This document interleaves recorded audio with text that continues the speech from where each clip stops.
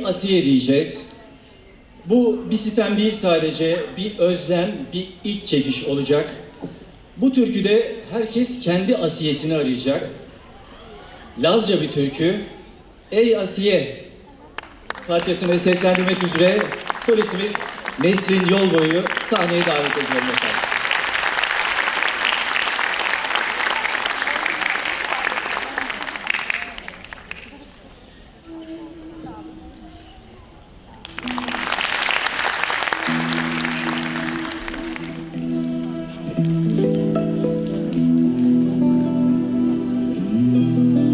Ey Asiye,